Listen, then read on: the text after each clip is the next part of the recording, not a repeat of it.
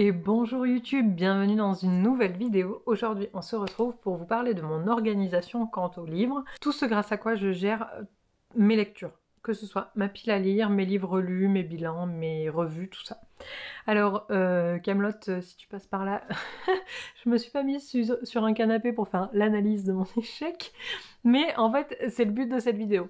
Du coup aujourd'hui je vais vous parler de ma palle, de mes avis lecture, et de mes prévisions de calendrier de lecture. Au tout début, quand je me suis vraiment remis à la lecture il y a quelques années, j'ai tout noté dans mon bullet journal. Donc en gros, je notais ma palle pour chaque mois.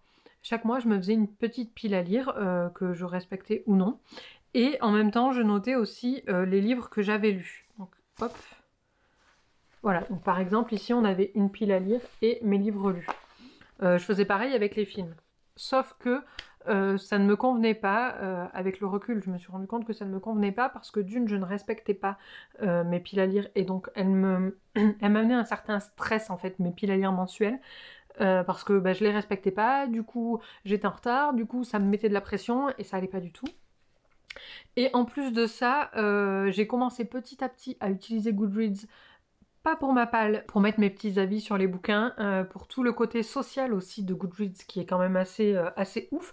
C'est plutôt cool de pouvoir s'ajouter, de voir qui a lu quoi, qui a lu le même bouquin que toi, de voir ce que les gens en ont pensé. Comme ça, quand tu as une série, tu peux regarder quelles notes ont les autres tomes et tout. Enfin voilà, Goodreads, je trouve que c'est un superbe outil. Je pense que Livre Addict et tous les autres font à peu près le même taf, hein. C'est pas de la pub pour Goodreads, mais moi c'est là que je suis, donc voilà, je parle de ce que je connais. Et donc du coup petit à petit j'ai abandonné mon système bullet journal, en tout cas pour la lecture, hein, parce que je m'en sers pour tout le reste, pour mon petit téléphone avec Goodreads. Sauf que je ne gère pas ma pile à lire dans Goodreads. Pourquoi? Parce que j'ai trop de bouquins sur ma pile à lire, j'ai pas envie d'aller les scanner tous un à un pour les mettre dans mon étagère à lire. En fait ça me saoule. Ce que je garde dans Goodreads, c'est mes livres lus, mes avis, et comme ça j'ai mes dates de lecture aussi, ça c'est plutôt cool. Et donc du coup ma pile à lire, comme j'en ai déjà parlé dans pas mal de vlogs, je la gère comme Margot Liseuse. Je vous mettrai le lien de sa chaîne, c'est là. Ouais, je pense que c'est bon. Donc je vous mettrai le lien de sa chaîne. Elle en parlait dans un de ses vlogs qu'elle appelle les tranches de vie. Et donc elle parlait de sa pile à lire et en fait elle l'organise de manière tout à fait simple, c'est-à-dire que c'est un carnet. Dedans elle écrit l'année. Donc moi j'ai commencé en 2020, donc du coup j'ai répertorié tous mes bouquins de 2020, mais en gros l'idée c'est de mettre, par exemple pour 2021, je vais venir sur une nouvelle page, hop, en haut je vais mettre 2021 et dès le premier livre que je vais acheter en 2021, je vais le noter ici avec peut-être la date d'achat, j'hésite à la mettre.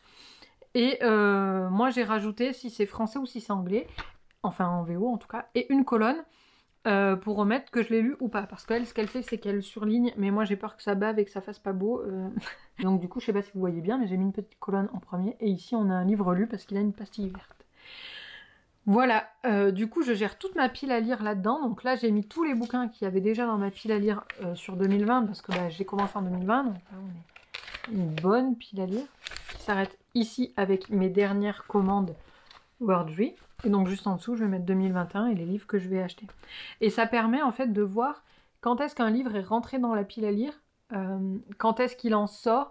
On peut aussi en barrer parce que y en a on les fait sortir et on les lira jamais. Et voilà, ça permet d'avoir un certain suivi.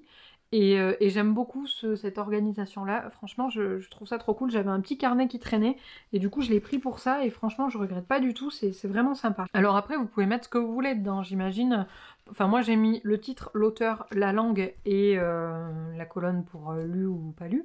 Mais vous pouvez mettre les dates de lecture, vous pouvez mettre les dates d'achat, comme je vous disais, les trier. Enfin, vous faites comme vous voulez. Mais j'ai commencé cette vidéo en vous disant qu'on allait parler de mon échec et qu'on allait l'analyser. Et cet échec, c'est lequel? C'est celui du challenge Goodreads. Pour 2020, je m'étais mis, comme l'année précédente, 52 livres à lire. Parce que du coup, dans Goodreads, on peut mettre un challenge, un objectif de livres à lire dans l'année. Et Goodreads, je vais vous montrer ça tout de suite, il vous met un petit statut d'avancement de votre challenge. Et donc voilà, là, vous voyez, j'ai mon petit état d'avancement de mon challenge. Et donc, effectivement, pour 2020, j'avais dit que je lirais 52 livres. Finalement, j'ai eu une énorme panne de lecture et je n'en ai lu que 23. 52, ça fait un livre par semaine. Jusque-là, ça me semblait cohérent. Mais il y a plein de choses qui ont changé entre le moment en 2019 où j'ai dit mon challenge pour 2020, c'est 52 livres, et aujourd'hui. Donc, on va parler de tout ça de suite là maintenant.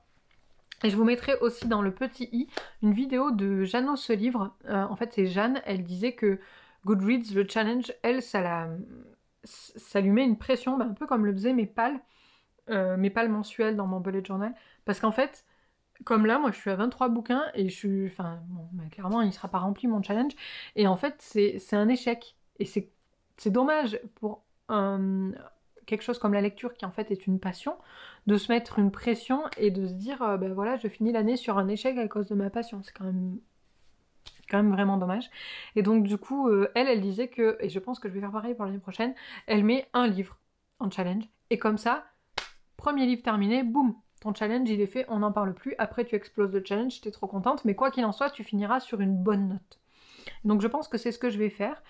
Parce que du coup, il y a plein de choses qui changent en une année et je pense qu'un challenge annuel, c'est comment dire, le fait de se dépasser et de remplir le challenge, ça n'a pas forcément à voir avec... Enfin, disons que le planifier sur une année, c'est trop large. Parce que, par exemple, moi, en 2019, quand je me suis dit je vais lire un livre par semaine, c'est parce que j'avais à peu près ce rythme de lecture, mais je lisais pas du tout les mêmes livres qu'aujourd'hui. Aujourd'hui, je lis beaucoup plus de fantasy adulte, donc ça me prend plus d'une semaine à lire. Par exemple, Elantris ou The Final Empire. The Final Empire, je crois que j'ai mis 3 semaines à le lire. Elantris, j'ai dû mettre un petit peu plus parce que j'étais au début de ma panne de lecture et donc c'était compliqué. Je lis plus en anglais aussi, donc du coup je lis plus doucement. J'ai lu Dune en 2 semaines et déjà je trouvais que c'était Enfin, franchement, c'était une belle perf. Je lis Outlander, c'est des pavasses comme ça, de 1600 pages. Enfin, alors que des fois je me dis, mon Dieu, mais si je lisais un graphique, genre quand j'ai lu Heartstopper, je me suis dit c'est bon, en une heure, je me suis fait un livre sur mon challenge. Et en fait, je trouve que la manière de compter pour ce challenge n'est pas la bonne. Enfin, en tout cas, elle ne me convient pas parce que elle n'est pas révélatrice de mon rythme de lecture. Parce qu'en fait, en ce moment, je suis plus en panne de lecture et je lis beaucoup, mais ça c'est pas du tout transparent sur mon challenge Goodreads parce que j'ai lu Dune, je vous dis en 2 semaines, j'avais l'impression que c'était une belle perf, mais finalement pour Goodreads ça compte exactement de la même manière que le Heartstopper que je vais lire en 1 heure. Et donc du coup c'est pas c'est pas parlant quoi. Donc j'ai décidé, voilà, pour 2021 de mettre un livre en challenge Goodreads et comme ça dès que j'aurai terminé un bouquin, le challenge sera rempli et je serai trop contente. Et bonjour Booktube, c'est Morgane du futur qui vous parle. En fait, pour compléter cette vidéo sur l'organisation livresque, je voulais vous montrer un petit truc. Ce matin, Goodreads a sorti nos bilans de l'année. Donc hop, je vais ouvrir Goodreads. Voilà, donc, il a sorti l'année 2020 en livre. Et donc du coup, il nous sort quelques stats sur notre année de lecture. Donc par exemple, moi cette année, j'ai lu 10 255 pages, 23 livres. Le livre le plus court que j'ai lu, c'est Un palais de glace et de lumière, 254 pages. Le plus long, c'est Les tambours de l'automne, donc Outlander 4, avec 1140 pages. Mes livres en moyenne faisaient 445 pages, et donc ça on va voir avec 2018 que ça compte, retenez bien, 2019, 445 pages. Le livre le plus populaire que j'ai lu, c'est Harry Potter 1, et le moins, c'est Le silence de haute terre que j'ai lu dernièrement. En moyenne, j'ai mis une note de 3,6. Et le livre que j'ai lu qui a été le plus noté sur Goodreads, c'est Heartstopper. C'est le premier celui-là ou c'est... Je ne vois pas bien. Non, c'est le 3. Et ma première revue de l'année, c'était Le Sorceleur. Voilà un petit peu mes livres que j'ai lus. Hop, et ma dernière revue de l'année, du coup, c'était Dune. Voilà, et on peut aussi aller voir du coup notre petite année précédente. Donc on a dit 445 pages de moyenne. Donc l'année dernière, j'ai lu 18 000 pages, même 19 000, et 44 livres. Et en fait, on peut se rendre compte que déjà ma panne de lecture m'a pas mal... elle m'a quand même enlevé 8000 pages, hein, en gros, un peu plus de 8000 pages. Et j'avais un nombre de pages moyen dans les livres qui était inférieur de 10 pages quand même. Donc en fait, je pense que ça joue pas mal sur le nombre de livres que j'ai lus aussi, ce que je vous disais. Donc pour le challenge, forcément si je lis des livres plus longs, ben j'en lis moins.